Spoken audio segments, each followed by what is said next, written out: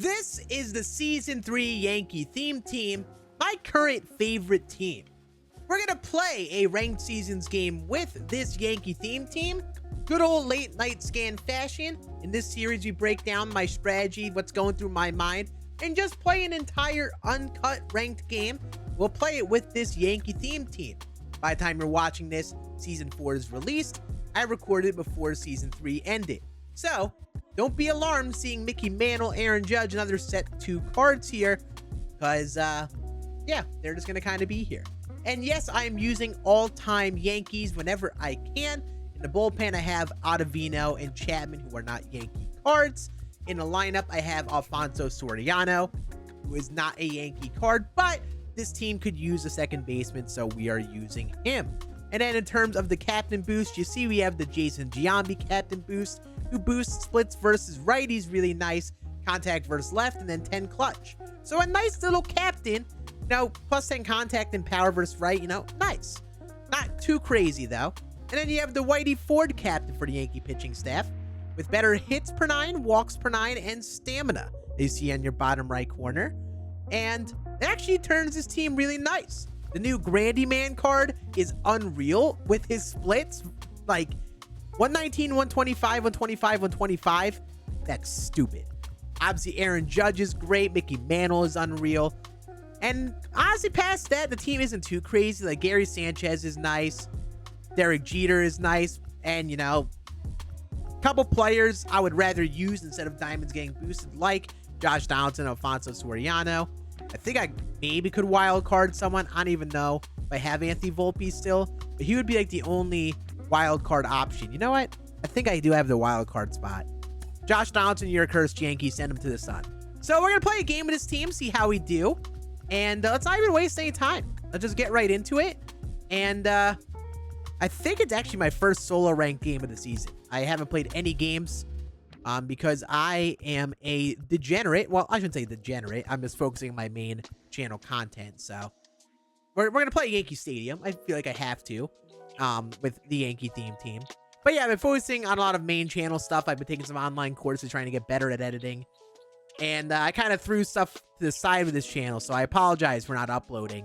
Hopefully with these late night scan videos, season 4 tier list, final season 3 tier list, there's enough for us to get going here in season 4. And I want to get myself into a little bit of a rhythm now that I have the time for it again. But it requires me to play the game, of course, so we'll probably end up playing the game some more. I probably won't be making World Series, because ain't no way I'm making a World Series push the day before the season ends. And of course, I gotta face the dude I suck at hitting, Paul Skeens. Sick. Really love that. And I probably should have put on Yankee uniforms for the sake of moral sake. But, you know, we're going to let it fly. We got Nestor on the bump, boost up to a 99. The thing is with the captains, and I want to hear your thoughts on this in the comments, is that they are definitely neat, you know? Like, for someone like me who likes to dabble in the Yankee theme team, it turns Nestor into like a really nice 99. It makes teams like this viable. The thing is, a lot of these teams aren't really viable enough to be as good as like a basic God squad. And the thing is with this team, when you have that Giambi captain boost, right? It actually turns out pretty nice when you have Granderson, Mantle, Judge, Jeter, Volpe wild carding. Like, honestly, this is a God squad. I need to mute my Discord. Send me notifications. But I don't know. It's like, even like, this just isn't as competitive as a God squad, even if a lot of the cards are like God squad type cards, you know? Like, being able to use those current season cards or adjust your lineup based on like the current like meta of the game is definitely nice when you can do it. But of course, you know, with theme teams and these teams like this, you don't have all the options in the world. Like, this team relies on really good lefties, and you sometimes would have a tough time hitting lefty-lefty against guys like Randy Johnson, John Donaldson in season 3 here. So, like, the team wouldn't be as viable, you know? Like, you kind of want to have enough hitters to kind of fit the current meta of the game, and a lot of theme teams don't have that. So, I will say, I think the theme teams are nice. You know, they're fun to dabble with. I think they're great for people who don't play as much and who just play ranked for the fun of it. Because I think there are a lot of people that do that. A lot of people hop on and play the game with the theme team because it's more fun for them. You know, I used this Yankee theme team in events and they were really fun. But for people who are playing the game, like at this point of ranked, who are sweating their butts off a little bit, it's tough to make these individual theme teams as valuable without making them OP. So I'm interested to see, like, over time, how they balance their tuned captains, especially the MLB theme team captains, because those ones in particular are tough. Also, why is in this hour, I don't know if you guys can hear, I'm getting freaking Windows notifications in the middle of this game. Like, grow up. You guys shouldn't be able to hear it, which is nice. But, oh my goodness, it is severely distracting me right now. I got Discord popping off. My computer is beeping. I'm check swinging and getting called strikes against me. Hey, freaking lock it in, dude. Lock it in. All right, we're going to reset this at bat here. So he seems to be attacking that bottom right part of the zone, really playing that inside stuff versus lefties. That's kind of what Paul Skeens does, or how you should pitch with them. And as you see, we adjusted really well. Yeah, I think I just need to actually sit and focus and guess a pitch for once. Definitely gonna be playing that same part of the zone a lot with Skeens. I feel like with Skeens, he can be tough to hit sometimes, but he seems to really rely on throwing across his body. And I think once you can pick up on that and get the swing timing adjusted for that, then you're probably fine. You don't see many pitches on his left-hand side of the zone other than fastballs. That's really it. That was the pitch I just could have sat back on a little bit more. But hey, we're up 1-0. That's a start. We'll start dabbling into some strategy and how I'm pitching with Nestor here. Some people may want to know what it's like to pitch with a pitcher without a sinker, and maybe mixing in a two-seam instead of a sinker. So we're gonna start off with that. The beauty of the two-seam is you have good control with it high. So it doesn't move the same as a sinker. It does not have that same like movement that almost makes you think it's a breaking ball. That's a downside of it. But the good thing is you could sometimes get away with throwing it high or trying to do something like this. And honestly, I think the slower two seams might end up being better because they have more break to them. You know? Faster two seams don't really seem like they break much. They just kind of feel like a second four seam. And lots of times, a worse four seam. So what I'm trying to do here with Nestor, lefty, is I'm going to really take advantage of his slower stuff. Throw that cutter and circle change and slider away. Try to get an early rollover for my opponent. There we go. A little early on that one. And yeah, with someone like Nestor, he's probably a lot like a Greg Maddux type pitcher where you're going to really rely on the control. So definitely what I'm focusing on. I'm trying to aim on the black. I'm trying to use off speed to my advantage. That was one that hung that he probably should have punished. So we're going to throw a down and in slider. Let's see if he swings aggressively here. Beautiful. 2-strike count very quickly here. We're going to go in the same arm slot. We're just going to go down in circle change instead of the slider. Beautiful. The breaking stuff is doing wonders for Nasty Nestor right now. And we're going to keep those same adjustments at the plate.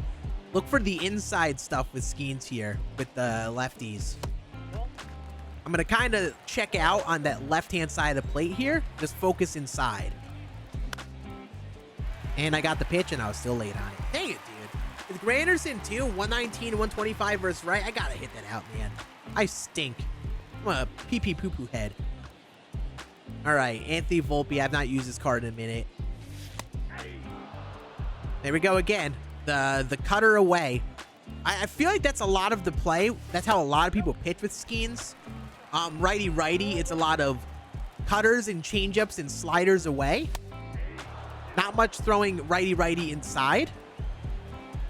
Just a lot of slow stuff away. It's like you're banking on people being ready for the fastball and getting some early swings. Wow, I sat back on that way too much. We need to get that timing down. Holy heck. That's a fastball, end up right down the middle. I was mentally sitting inside. And he threw right down the middle. And we actually hit a home run to center field. At Yankee Stadium, that does not happen too often. All right, I'm looking cutter away here.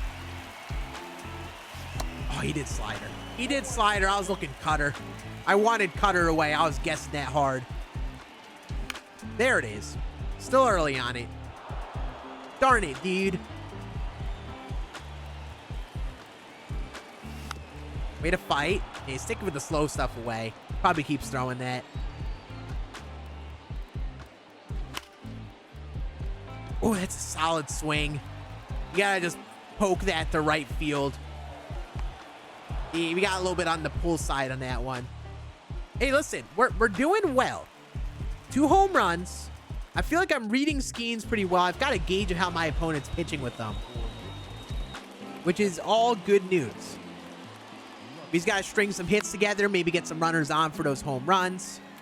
We're gonna start getting some tunneling with Nestor. We go backdoor cutter, and we'll go down in the way changeup in like the same arm path. Missed my spot there, so we're gonna mix it up. Let's go cutter inside off the hands. We haven't thrown this much at all. Beautiful. He's very late on it. He's very late on an inside pitch. I think we slow down, go low breaking ball below the zone. Hopefully he just sells out on it. Swings really early. No, that's a good take. That right there is a tough pitch to take. He was probably taking that all the way. So now we'll go down and slider in the same path of what that cutter was. And maybe we just need the slider to deceive him. Oh, didn't get him. Let's go middle in 2-seam then. Try to put this on the black. There's a shot he's taking all the way on it. Oh, he seemed late enough on that. The fact that he flew that out tells me he's probably late underneath it. So we at least deceived him enough with that pitch. Yep, we got just late. Beautiful. That's the thing with someone like a Nestor. You're definitely playing with that timing. You want to really focus on changing speeds, engaging your opponent's timing. He's late on an away fastball. We're going to go away cutter just outside of zone. Hopefully he's early on it. Basically the same pitch path. Ooh, he sat back on it. He sat back on that. That one caught the plate a little bit. He sat back on it. Good swing. So instead of adjusting his swing timing, he didn't try to swing earlier because he was late in the away 4-seam. He was just on the same away cutter timing. So we'll have to take note of that next time, and I'll probably throw a slider outside of zone instead of a cutter. Try to aim that significantly out of the zone. But yeah, the inside cutter getting the job done again. We'll go inside 2-seam. Right after that. Oh, you're trying to bunt. All right, so we'll talk about bunt defense here. I have not gotten to talk about this too much. So, bunting. When you're playing someone and you're being very annoying with bunts, I'm going to act like he's doing that here. The second baseman, we're going to move. Why is the second baseman not moving in? I want the second baseman in. You want the second baseman like all the way in to stop people who are like really annoying with bunts. But I don't know what's going on here with the shift. I'm not gonna lie. All infield. Let's go bunt defense. I know I'm taking a while for this. I'm just really confused on why the second baseman is just there. Let's see if it like fixes itself. But yeah, so you want to normally put, like, if you're playing someone who's being very annoying with bunting, you want to move the second baseman all the way in because they put a good bunt down to second. Even with the bunt defense in, sometimes the second baseman just can't make the play. All right, 0-2 count. He's taking a lead off on first again. I'm not even going to throw something in the zone. Maybe he swings at it. Go inside cutter again. Stick with what works. All right, so he was ready for that. He was early on the inside cutter. We'll go backdoor cutter now. Hopefully get an early swing. It works. Got him to roll it over. Second baseman never moved in, by the way. Soriano just said, heck you, dude. I'm just going to stand here. All that bunting stuff. Didn't even get to see him put down a bunt. Sick. Solid cut too. Just right to the third baseman. All right, I'll just start taking some pitches again. He's just going to stick down and away. I'm low-key just going to camp my PCI down and away. He's sticking with it pretty regularly. Dang it, dude. Got the slider instead of the slurve there. Woo! I was dialed up for that one.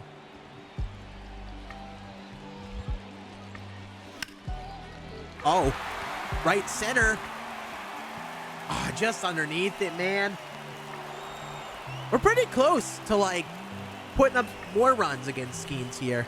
And if we want to. I don't feel good with a 2-run lead.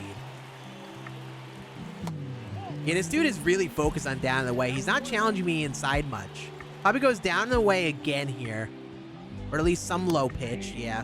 And then last at bet, he challenged me inside after going slow stuff. He did go inside, but he did a slider instead. What if he goes fastball here? He did inside cutter, okay.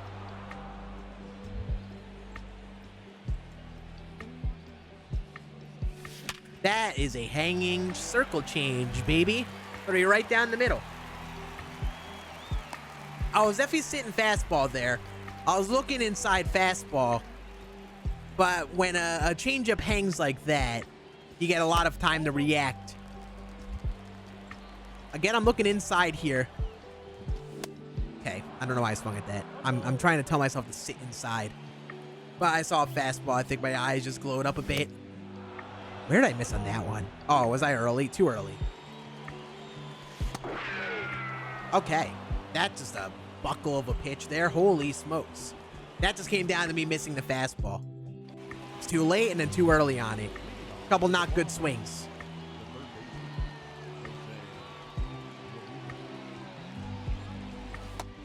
All right. So we go backdoor cutter. We're going to go low changeup off of that cutter. Good take.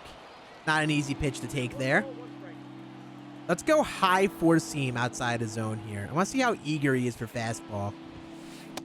There we go. He wasn't eager for it. He wasn't ready for it, but he chased it. That's for sure. Now we'll go down and in slider. Just different eye level. I feel like with Jose Ramirez and those short hitters, those down and in sliders could be really nice because the zone is like slightly shifted down because how short they are.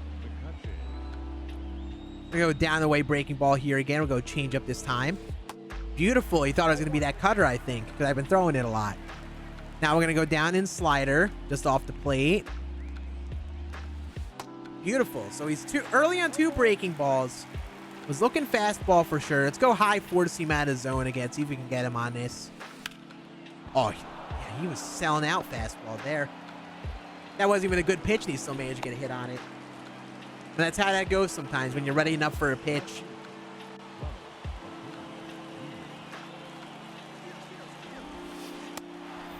Try to steal first pitch. Inside cutter on the hand. That just worked out really well. This dude is one of those dudes that just tries to steal too much. And now, because you got a hit on a fastball above the zone, you are definitely not getting another fastball. You're getting 2 breaking pitches in a row. You're going to have to hit one of those. And if you get a fastball, it's going to be an inside cutter on the hands. Like, not even close to the zone. You need to show me you're going to be patient on it. And he's not. Keep swinging at that, please. Makes my life a lot easier. All right. I'm going to force myself to be patient here. No matter what, I'm not going to swing at first pitch. I'm going to at least take a strike every at bat. I want to get that pitch count up. I want to also get my opponent thinking of what pitches to throw. And me swinging like a doofus kind of negates that sometimes. That's a floating changeup. Solid swing timing. Just missed the PCI. That's really all that came down to.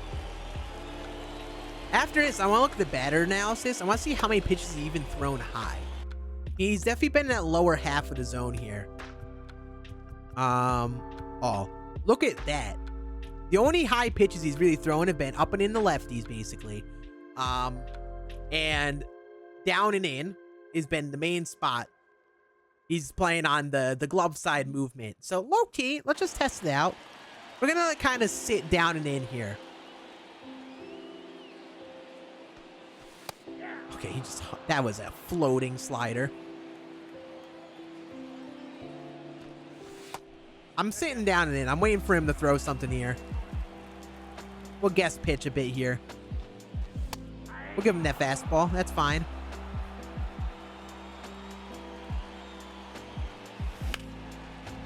Threw it down in a fastball. Literally just missed it too. That's 2 flyouts. The deep right center that we literally just missed. It's a swing you want. Just literally underneath it by a very little bit. That's the part that's tough about that, and that sometimes happens here at Major League parks.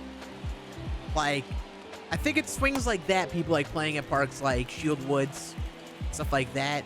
Because that would be a swing that would probably leave at a park like that. But at a normal park, it doesn't fly the same way. But the thing is, I definitely just missed it, you know? I just missed that swing, so, you know, it doesn't deserve to be a home run. But some players like to play so they get that as home runs. And the thing is, this is a weird game because, like, my opponent's attacking the zone a bit. He's not really throwing too much junk. We're getting pitches to hit, and I'm getting good timing on the pitches to hit, but we're just missing them. So, like, this is a matter of just sticking with my approach and eventually just connecting on pitches. I mean, I just want, like, I'm not going to walk much. He's throwing a lot of strikes. So, like, walking isn't going to happen. Me taking too many pitches isn't worth it. I'm still playing my game of guessing pitches, hoping he hits that spot. And he has been. I've just been just off on the swings. So, it's one of those games where you would sometimes start to overthink or worry, like, hey, I need to stray from my strategy. It's clearly not working. It's honestly not a me thing. I don't think I'm doing too much wrong here. You know, we're just waiting for it to all click at some point. You know, a couple hits get strung together. Maybe I connect to on a pitch with some runners on. Changes the entire game, you know. Also, I am just spamming this inside part of the plate here with Sosa. Someone who is, in general, tougher to turn on pitches with his kind of closed stance. So I want to see if I can just get him early on something. Get him to swing and miss. Or, like, jam himself. And he was late every single time there. You notice how he didn't make any proper adjustment there?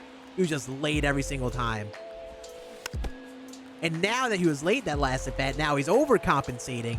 Swinging too early here with Adley first pitch. Go away pitch here. Beautiful. He had the timing there, not the PCI. He definitely slammed that PCI right on the corner. And got underneath it. But good little inning there too. All right, let's go. This is the inning. I'm going to call it right now where things start to click. It's going to start to click because I'm going to change my PCI. I noticed I'm using this PCI, which I normally like to use on Legend, on Hall of Fame. On Hall of Fame, since you have a slightly bigger inner PCI, I like to do basic and circles so I can actually see what that inner PCI size looks like. It's big enough where I could still use it. The problem on Legend is sometimes that PCI is so small, it deters my confidence. So that's why I like to use bats or just in general, no inner PCI on that. Another hanging changeup, man. He's just floating those. I really got to punish him on one of those. And that's a freaking dot. That's a tough pitch to sit back on. That is just a dot of a pitch. He's absolutely going to go away pitch here.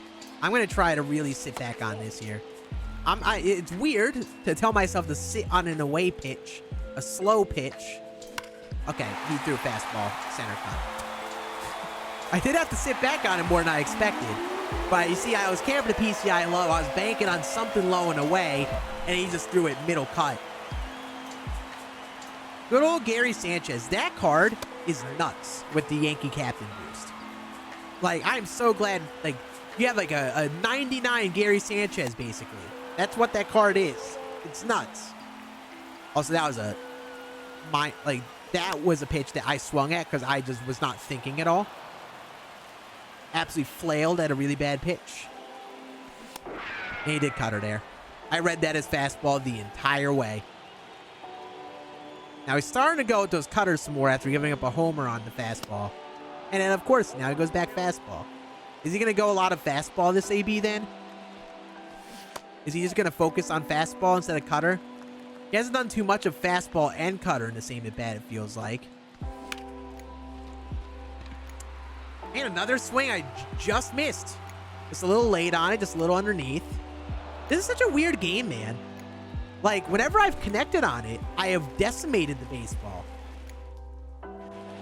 And a lot of swings I've just missed over and over and over again.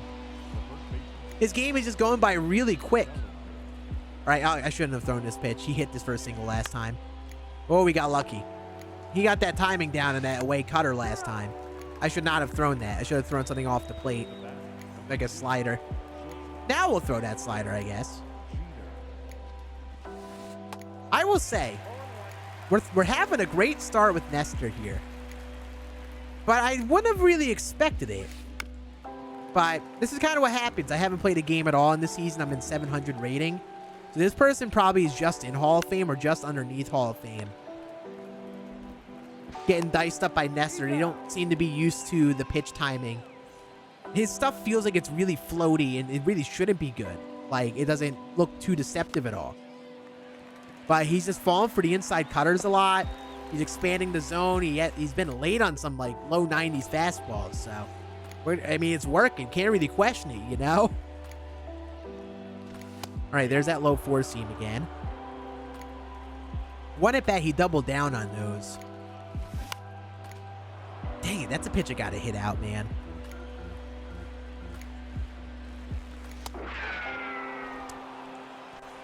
Yikes.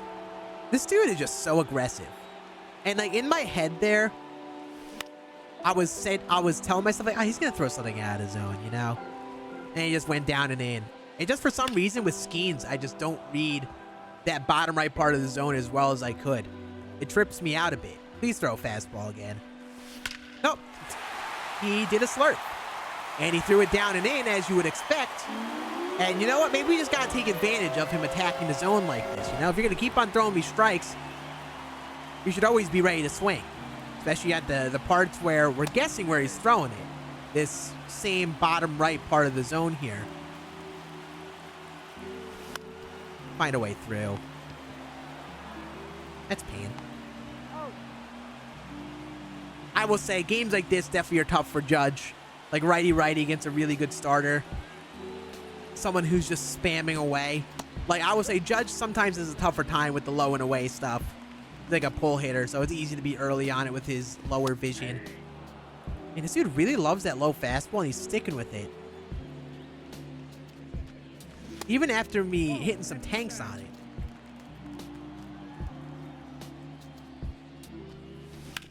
Hanging changeup, and I didn't get a hit. Again, good timing, just missed the PCI. I don't know what it is. It's just something with Paul Skeens. Like, 4-run game, 4 homers. Like, I'm hitting well. I just don't read him well. I just don't see the ball out of his hand as well in comparison to other starters. It's very interesting. All right, down away 4-seam this time instead of the cutter. Because it's a little quicker. We'll go to that high 4-seam again because of the short hitter. That was way too high. I'm going to go circle change, but like center cut just below the zone. Yes. So you throw that because their eyes glowed. Like, ooh, it's a pitch that's center cut. Part of the plate. But it's a changeup, and they just roll it over. And that pitch, you're not elevating that really at all. So when it hits that spot, I should say. And someone like a Nestor who's got the good control on it will very likely hit that spot. Let's see if I could dot this right on the black. This 2-seam. It works. It gets the job done. Look at Volpe.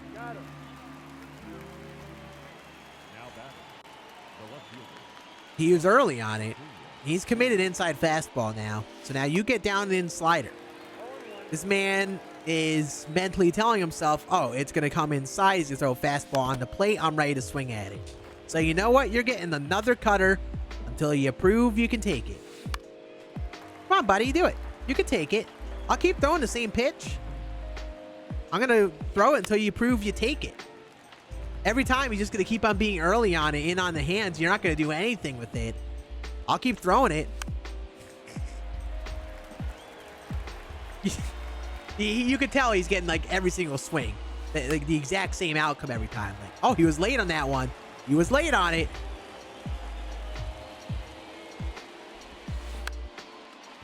There it is. The inside cutter. You probably, like, if I was playing someone and they just threw the same exact pitch like that over and over and over again, I kept on swinging at a ball, I'd probably be very annoyed at that. If you threw that pitch like how many times in a row? That's right down the middle. That's right into the PCI. Thank you very much. That's a good start. All right, I think I might try to get creative with some small ball here.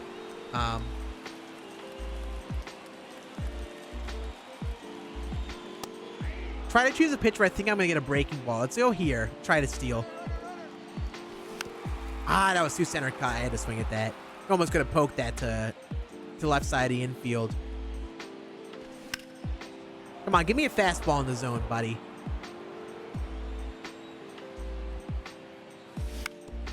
Oh, is he gonna try to do the same thing to me? Let's see if he throws inside cutter again. Nope, he hung a changeup. There we go. We're capitalizing on the mistakes. That's funny how it started with the slide step. It's funny how he tried the slide step. I assumed he tried to do that because he thought I was going to potentially steal, so he slide stepped, and that honestly made that changeup really easy to read there. That's probably what made him rage quit, like the fact that he absolutely hung that pitch, and that was actually the pitch I was able to read. I have a tough time reading schemes sometimes, and that changeup especially, I was missing a bit all game. But we get the rage quit, 6-0 win, and there's a game with the Yankee theme team. My favorite theme team. I'm excited to keep on building it up into Season 4. I'm interested to see what cards we get for Season 4. I will say, this team definitely loses a bit, losing all of the Season 2 players. I do have to say that.